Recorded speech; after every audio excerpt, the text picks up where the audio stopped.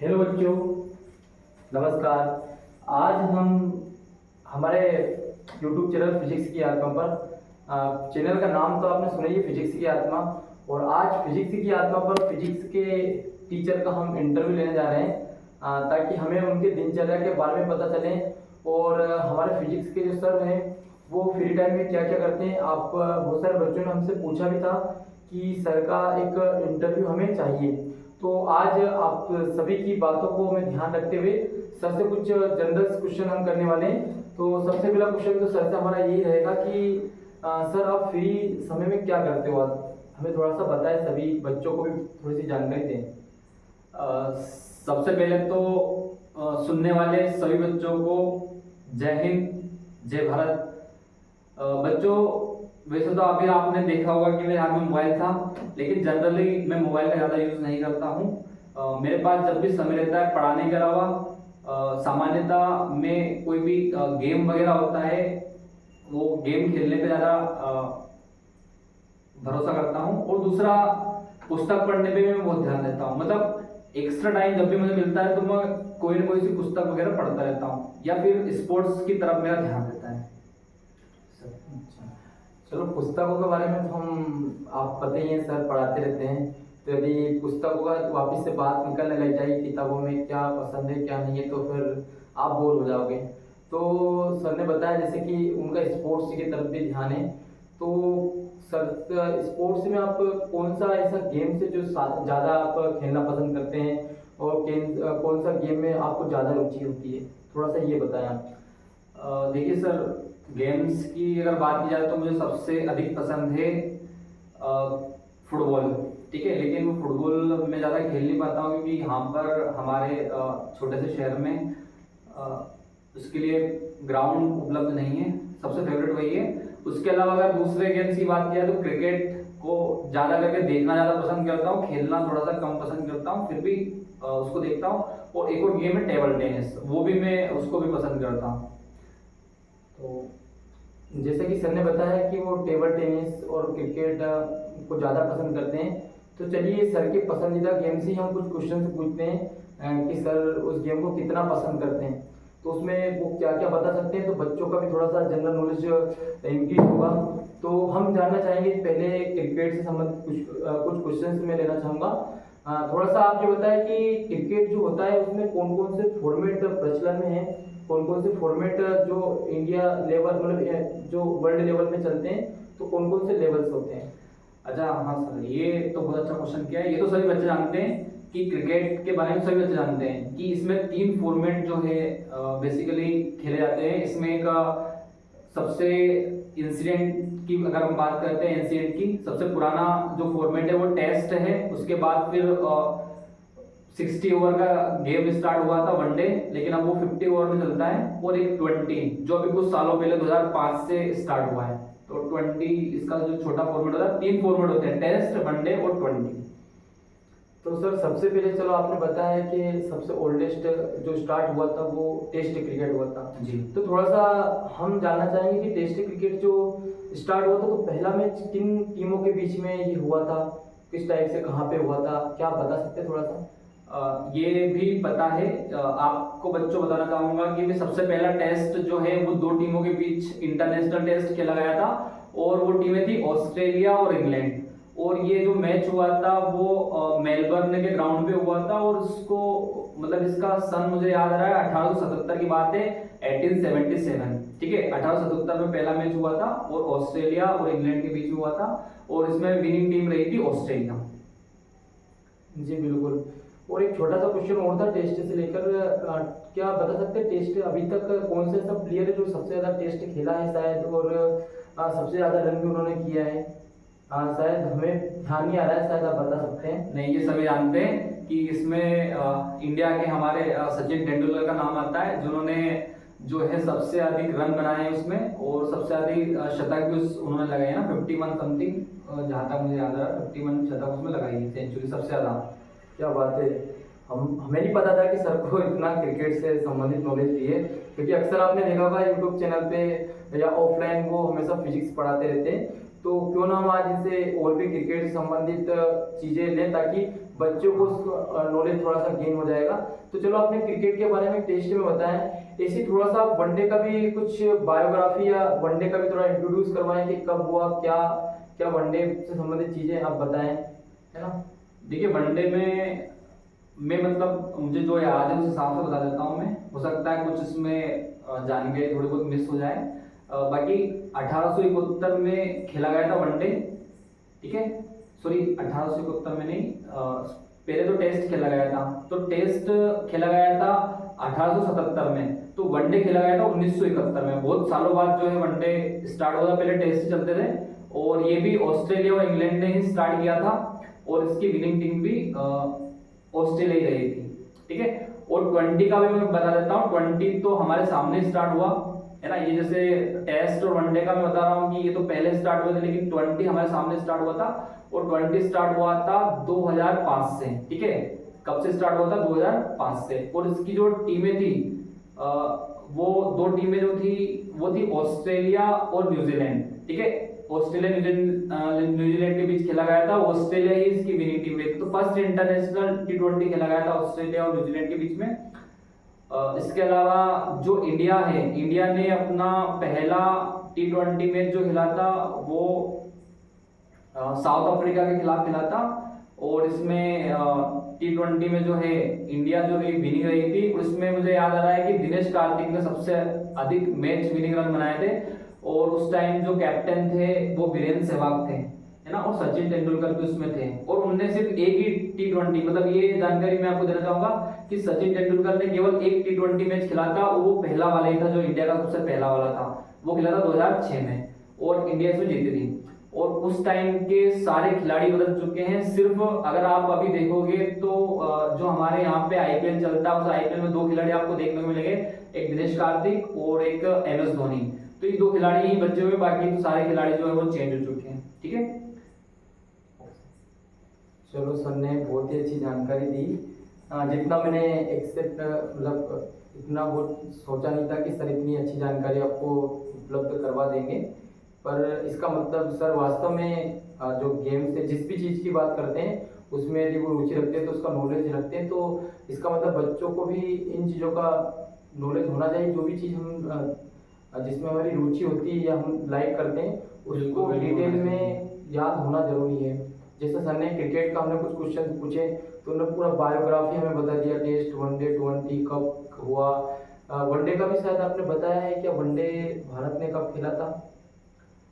One day का मुझे ध्यान आ रहा है जैसे 1974 में खेला शायद, मतलब 3 साल बाद जब पहला वनडे मैच हुआ था उसके बाद भारत ने अपना पहला वनडे मैच खेला था 1971 में, शायद मुझे याद आ रहा है इस तरीके से। तो और थोड़ा सा भी जानना चाहिए कि भारत ने कौन कौन से वर्ल्ड कप जीते हैं, मतलब कौन कौन से लेवल पे, T20 में या टेस्ट में या वनडे में, कुछ आपको जानकारी हो तो हाँ। बच्चों को भी थोड़ा सीखने को मिल जाए। बिल्कुल, मेरे सामने ही जो है इंडिया ने, अगर हम वनडे के वर्ल्ड कप की बात करते हैं, वनडे वाले वर्ल्ड कप की, तो मेरे सामने तो MS धोनी ने 2011 का वर्ल्ड कप जिताया था, और उसके पहले जब हम नहीं थे उसके पहले कपिल देव जी ने जितवाया था 1983 का वर्ल्ड कप जिताया था।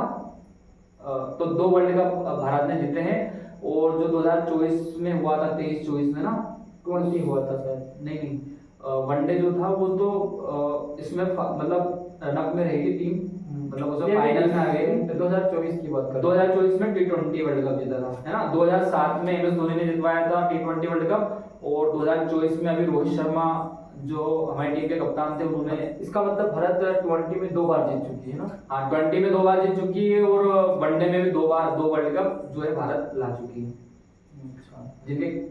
जिनमें 2 बार तो कैप्टन्स रहे थे हमारे MS धोनी, है ना, 2007 और 2011 में, 2007 में T20 और 2011 में वनडे, और 1983 में कपिल देव वनडे टीम के कप्तान थे, और अभी T20 जो अभी जीती है भारत उसमें रोहित शर्मा का नाम आता है। जी बिल्कुल, बहुत बहुत धन्यवाद सर आपको। क्रिकेट के बारे में तो बहुत सारी चर्चा हो चुकी है, और आपको काफ़ी अच्छी जानकारी आपने बच्चों को दी है, और हो सकता है कि बच्चों ने नोट भी किया होगा, हर एक जानकारी को लिखा होगा, और या नहीं लिखा होगा तो बाद में डबल आके वो लिख लेंगे। थोड़ा सा चर्चा हम टेबल टेनिस की यदि करना चाहें तो हम जानना चाहेंगे कि टेबल टेनिस के बारे में थोड़ा सा आप बच्चों को बताएं, क्या हिस्ट्री रही है उसकी, कब मैं स्टार्ट हुआ था। कोशिश करूंगा अगर बता पाऊँ तो।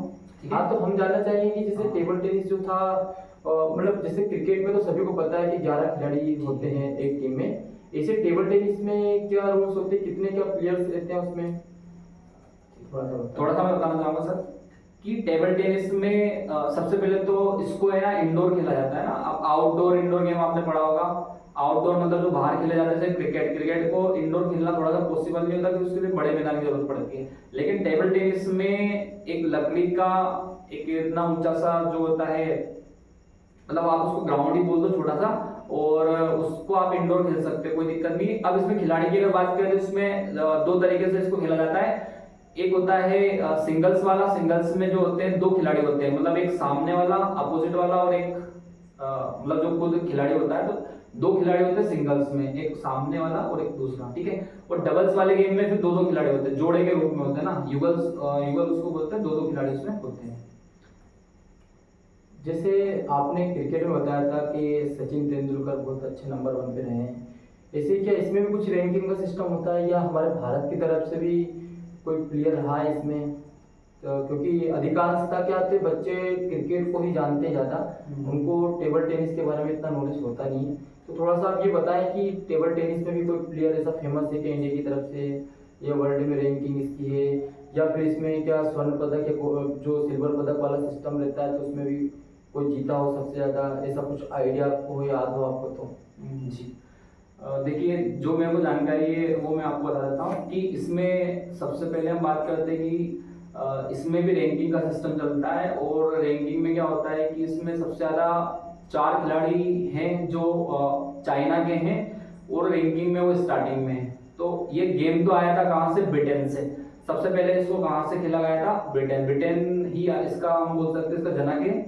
लेकिन इसके जो मुख्य खिलाड़ी हैं वो आपको मिलेंगे चाइना में। ठीक है। इसके अलावा भारत में, मतलब चाइना में इसके खिलाड़ी मिलेंगे। और सबसे लंबा एक लंबा खिलाड़ी अपन बोलेंगे, मतलब लंबे समय तक सबसे ज्यादा स्वर्ण पदक जीतने वाला जो एक खिलाड़ी था, उसका नाम है मा लोंग करके। मा लोंग करके खिलाड़ी है, और वो खिलाड़ी जो है वो चाइना का ही है। मतलब उसने 5 बार स्वर्ण पदक जीते हैं।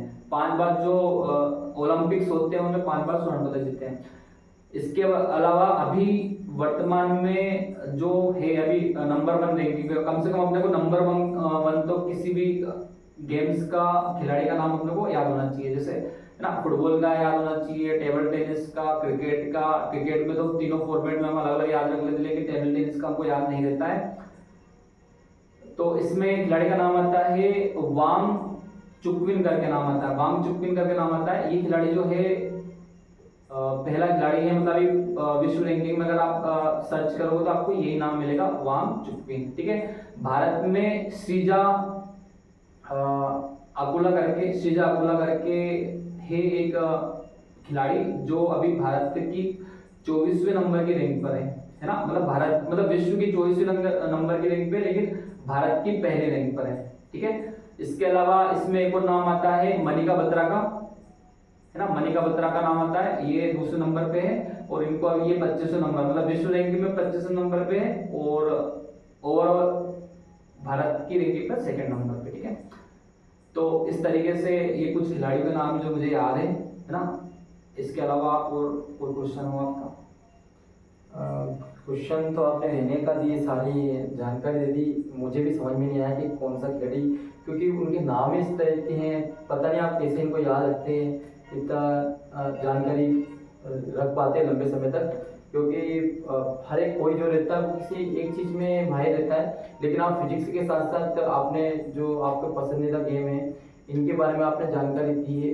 और थोड़ा सा क्या है, समय ज़्यादा हो रहा है तो हम वीडियो को ज़्यादा लेंदी ले नहीं सकते हैं, क्योंकि तो थोड़ा सा हम चाहेंगे कि आप कुछ संदेश देना चाहें इस, मतलब आप जैसे किसी के लिए भी, जैसे फ्यूचर के लिए बच्चा क्या करे लाइफ में। बहुत सारे को पढ़ना पसंद होता है, कोई पढ़ना पसंद नहीं होता है, कुछ प्रॉब्लम्स क्रिएट होती हैं।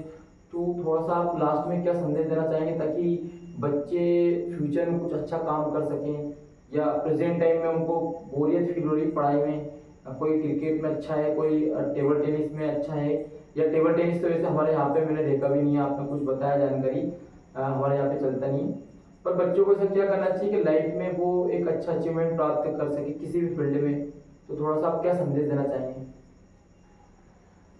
देखो बच्चों, मैं ये कहना चाहूँगा कि जैसे अभी क्रिकेट की बात करते हैं, तो क्रिकेट जो गेम है वो मैक्सिमम मतलब हमारे इंडिया की अगर हम बात करेंगे तो बहुत सारे बच्चे ऐसे हैं कि वो खेलते नहीं हैं लेकिन देखते हैं, वो आईपीएल देखते हैं, खेलने बहुत कम जाते हैं। महिलाएं तक को भी क्रिकेट के बारे में बहुत सारी जानकारी है, लेकिन हमको सिर्फ जानकारी मतलब खिलाड़ियों के बारे में ही जानकारी रखनी है। हमको पढ़ाई के साथ साथ अपने को एक ऐसा गेम चुनना चाहिए जिसमें हम आगे जा सकें। मतलब होता क्या है कि हमारे देश में स्वर्ण पदक बहुत कम आते हैं, उसका रीजन क्या होता है? तो उसका रीजन ये होता है कि हमें बचपन से जिस गेम में रुचि होती है उस गेम में हम आगे नहीं बढ़ पाते और उसको खेल भी नहीं पाते हैं। और हमारा दूसरा लक्ष्य रहता है कि नौकरी पाना, हम सिर्फ नौकरी के पीछे भगते हैं। तो नौकरी के पीछे भगते हैं और हमें पता है कि इतनी नौकरियां पॉसिबल है नहीं, हमारी संख्या जो है वो अरबों में है, मतलब करोड़ों में नहीं, अब हम अरब में और 1.5 अरब के लगभग हमारी जो है जनसंख्या पहुंच चुकी है।